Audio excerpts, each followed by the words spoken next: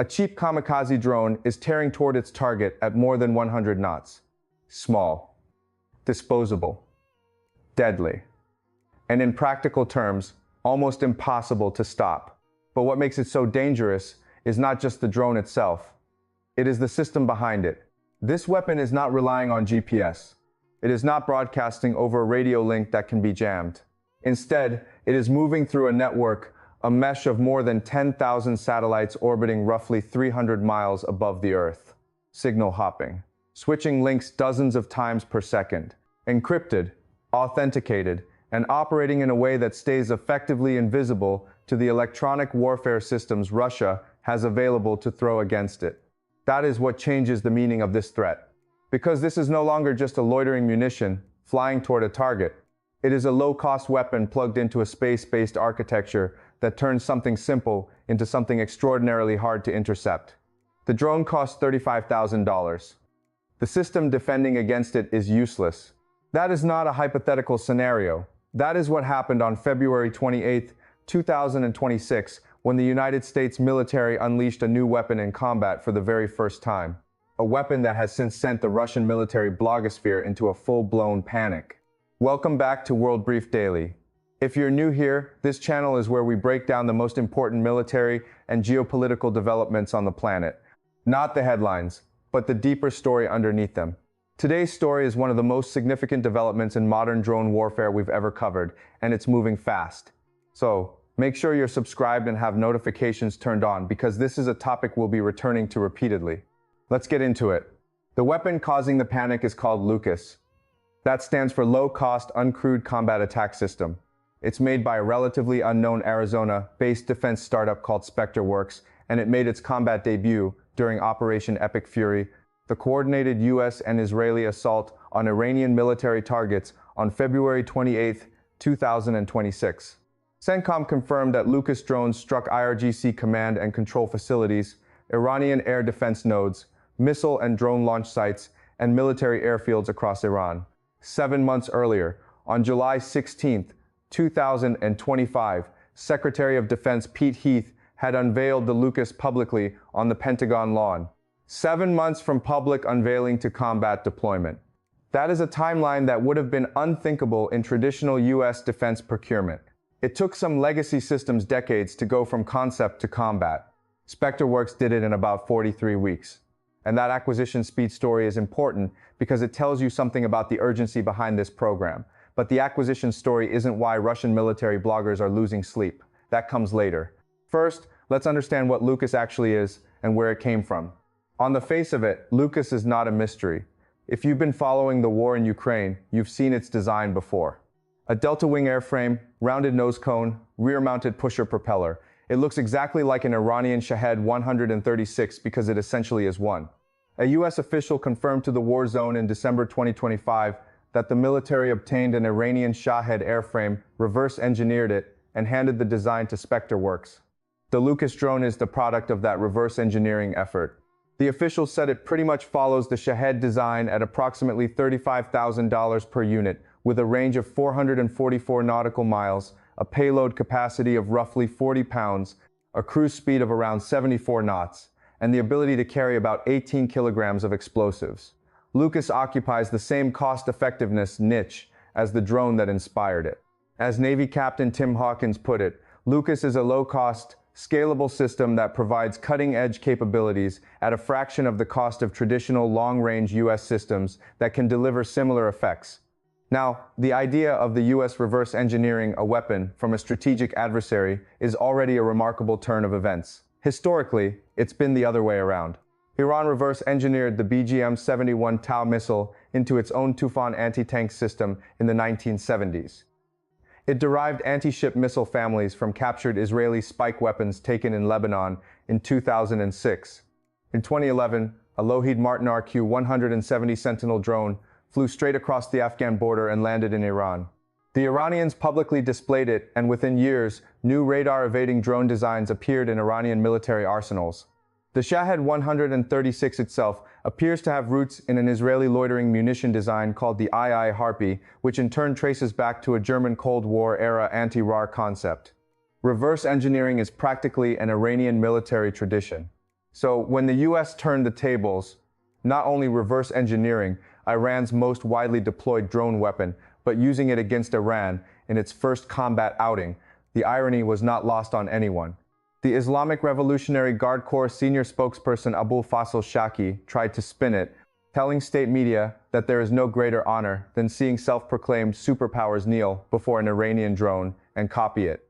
But the bravado rang hollow because within hours of that statement, Lucas drones were already hitting IRGC targets.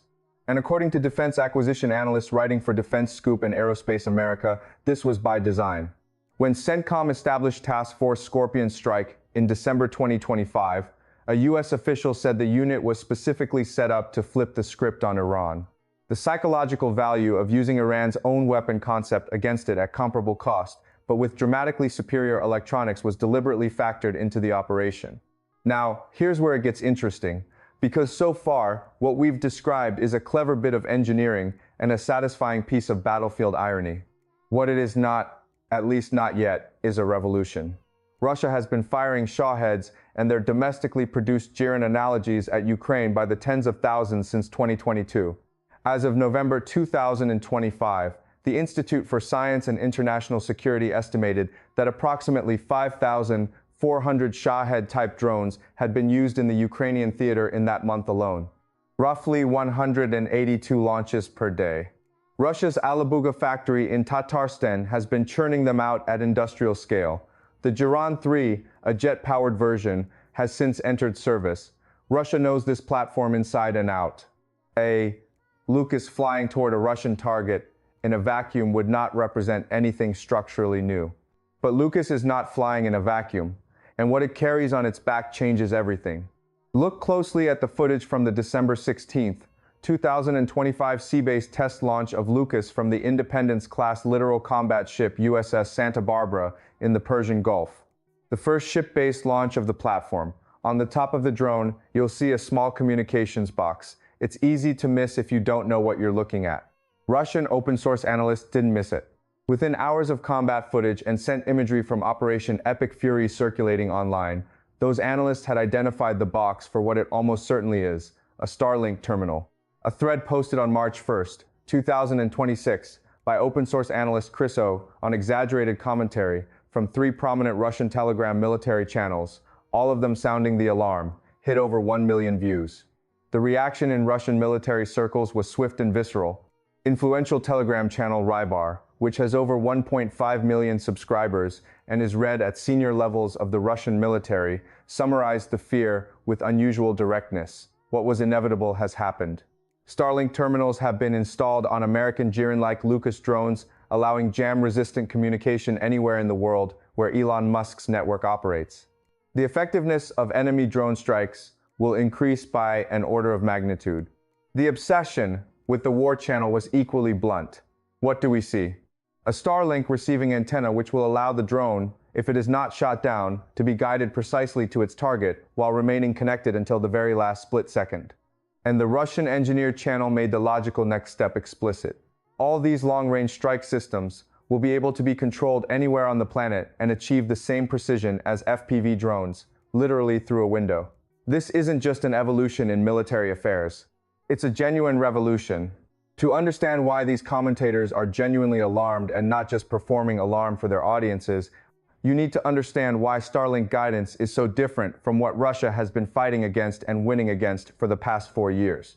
Since 2022, both Ukraine and Russia have mastered the art of electronic warfare against GPS-G-guided drones. The logic is straightforward. GPS satellites, there are 31 inches the American constellation, orbit at around 25,500 miles above the Earth. The signals they transmit are relatively narrow band and low power. By the time those signals reach a drone flying at low altitude, they're weak. Jammers exploit that weakness, produce a stronger signal in the same frequency band, and you drown out the GPS signal. The drone goes off course, crashes, or can even be redirected and captured. Russia has developed a sophisticated mobile jamming architecture around this principle. Truck-mounted systems like the R-330, the 1RL-257 Kasuka 4, and the RB-341V Lear 3 among others. These systems have proven effective not only against drones but against GPS-guided munitions like the JDAM. As Russian Commander Ishtuganov described the dynamic, the enemy plays with frequencies. We reconfigure our electronic warfare systems. The enemy begins to suppress us with electronic warfare. We switch to other frequencies. It's a constant iterative game of measure and countermeasure built on the fundamental exploitability of distant low-power navigation signals. Starlink breaks that game at the foundation. Starlink is not a navigation system. It's a communications network. It operates in low Earth orbit, not 12,500 m up, but roughly 341 miles above the surface. As of March 17, 2026, SpaceX reached the milestone of 20 active Starlink satellites in orbit after a Falcon 9 launch from Vandenberg Space Force Base placed 25 more satellites into position, including replacement launches. SpaceX has put 29 satellites in orbit since May 2019. These satellites are moving at close to 17,000 miles per hour, forming a constantly shifting mesh that provides near ubiquitous coverage. A Starlink terminal doesn't lock onto one satellite and hold it. It continuously hops across the constellation, bouncing between units as they pass overhead. At any given moment, the terminal is likely managing connections across multiple satellites simultaneously, switching on sub-second time scales. That creates two catastrophic problems for Russian electronic warfare. First, you're not jamming a single signal vector. You're trying to jam a moving target placed on a constantly reconfiguring network. The geometry changes before you can lock onto it. Second, because the satellites are so much closer to Earth than GPS satellites, the signal arriving at the receiver is dramatically stronger. Drowning it out requires jammers of a completely different class and power level than anything Russia has deployed at scale. Some Chinese military researchers ran computational models assessing what it would take to suppress Starlink coverage over Taiwan, something Chinese military doctrine identifies as a critical precondition for any successful amphibious invasion. Their conclusion: it would require an optimal grid of at least 935 synchronized high-powered airborne jammers. Using lower-powered ground-based systems, that figure might climb toward 2,000 or more. Map that problem onto the Ukrainian theater, where the front line stretches 500 to 750 miles, and where Russia would simultaneously need to protect millions of square miles of its own territory from Ukrainian long-range Starlink-enabled strike systems, and the scale becomes essentially impossible, and that's before you factor in the encryption. Starlink already employs spread spectrum modulation, a transmission technique that distributes signals across a wide range of frequencies in a pattern that shifts constantly based on a cryptographic key. Jam one slice of the spectrum, and you've likely hit noise. To fully suppress the signal, you'd need to overpower the entire frequency spread simultaneously. And even then, without access to the key management infrastructure, which is classified and held entirely by SpaceX and the US government, you cannot predict or decode the pattern. You are, for practical purposes, locked out. Now, CENTCOM has not officially confirmed whether the terminal on Lucas is Starlink or its military counterpart, Starshield. That distinction matters. Starshield is a dedicated SpaceX network built specifically for US military use, incorporating enhanced security, Earth observation sensors, and encrypted communications over Starlink's existing infrastructure. According to SpaceX, it offers additional security and encryption for government and military use in national security operations and uses satellites owned and controlled by the US government. The network incorporates at least 183 dedicated Starshield satellites with hardened encryption and tightly controlled key management, making spoofing even more difficult and jamming vastly more expensive. If the US is running Lucas on Starshield rather than commercial Starlink, Russia's problem isn't hard anymore. It's essentially intractable. This is a good moment to pause and ask, how did we get here so fast? And the answer involves a subplot that's just as important as the Lucas story itself. Because Russia actually tried to use Starlink first. Ukrainian Defense Intelligence first flagged the threat in the summer of 2025 after recovering debris from Shahed-type drones fitted with Starlink terminals.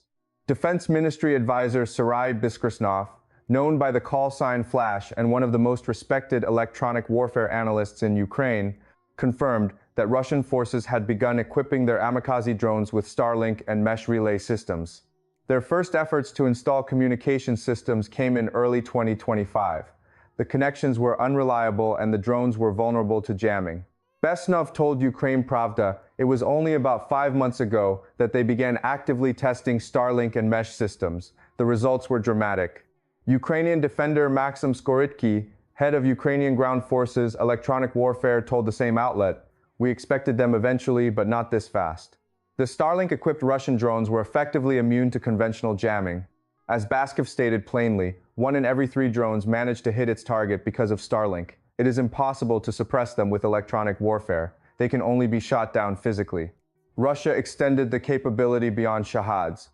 Cheap plywood Molia drones gained dramatically extended range and precision after being fitted with Starlink terminals. Starlink-equipped BM-35 and BM-36 strike drones penetrated deep into Ukrainian territory, including Kyiv, largely immune to the jamming systems Ukraine had spent years perfecting. The situation deteriorated to the point where in late January 2026, a Starlink-guided Russian drone struck a passenger train in Zhytomyr, killing 5 civilians. That attack triggered the response. In late January and early February 2026, SpaceX began implementing a whitelist system for Starlink terminals in Ukraine. Terminals that could not be verified were bricked. According to Euromaidan Press, the consequences for Russian forces were immediate and severe. The shutdown led to a massive collapse of Russia's frontline command and control system. The outlet reported without Starlink, Russian forces lost the ability to coordinate attacks, adjust artillery, and effectively control their drone fleet in multiple sectors. Ukrainian counteroffensives gained ground in areas where Russian coordination had abruptly collapsed.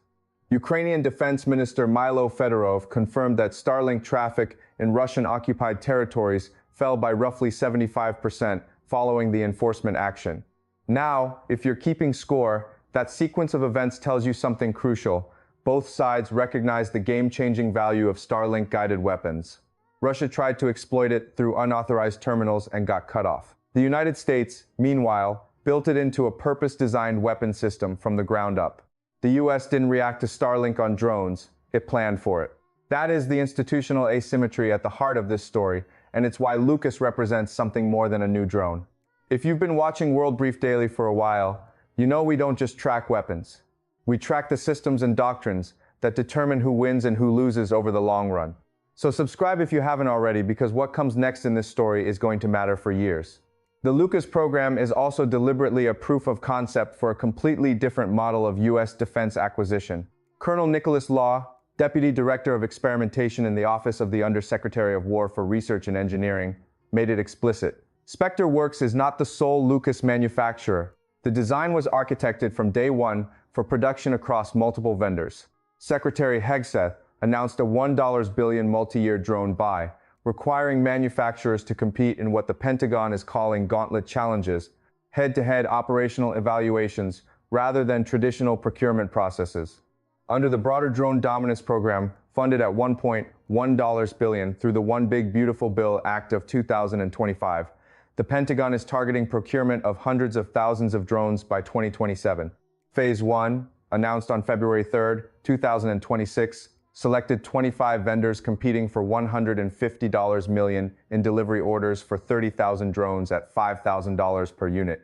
With deliveries expected by July 2026, subsequent phases will drive unit costs down further, potentially as low as $2,300 per unit.